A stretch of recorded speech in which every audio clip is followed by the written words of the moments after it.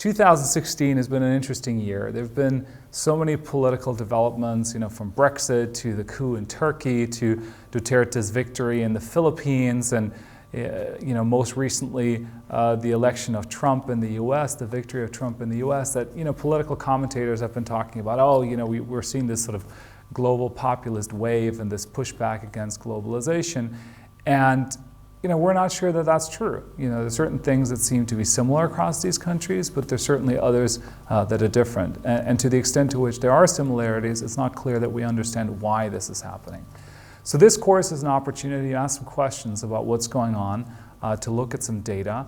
And we're really excited. We have more than 40 students from about 20 different global network schools who've decided to take the course. And so we just came out of our second session where we connected with people from all around the world and ask them questions. What's going on where you are? How does what we're seeing here fit with what you're experiencing? We heard from someone who was speaking about Brexit by talking about conversations she'd overheard in kind of South London pubs. We heard from someone in Turkey about how he saw what's going on in Turkey, how it linked to a book on populism they had read for today's session. So I think that's something that, while Yale itself is very global, people might not have the on-the-ground experience seeing these things play out day to day in other countries.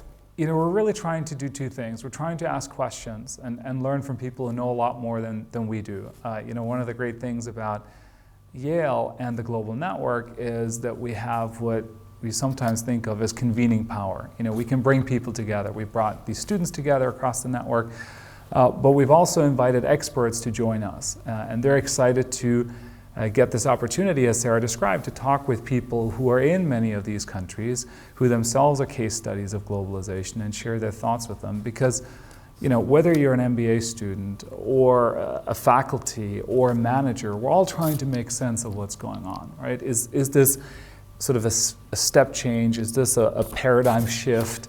Or is this just sort of a bump in the road and really a reminder that we need to pay attention to globalization losers, and as we do that, we sort of move forward.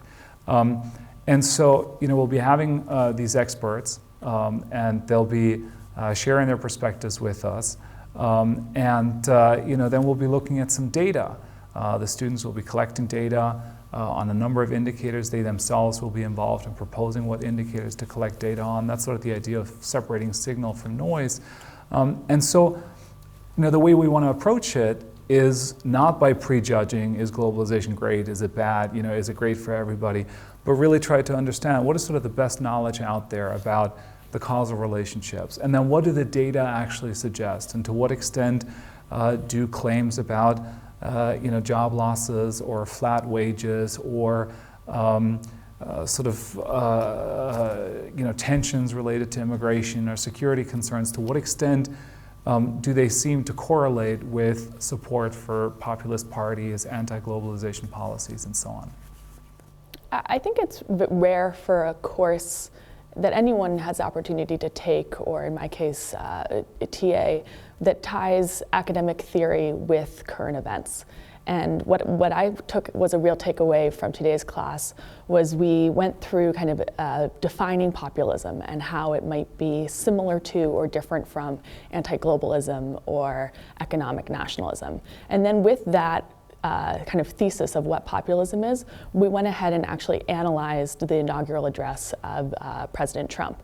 And I thought that was just such a fascinating way to tie current events to kind of academic rigor, and just a takeaway of how tying both makes you kind of have a richer understanding of what's actually happening in our day-to-day news.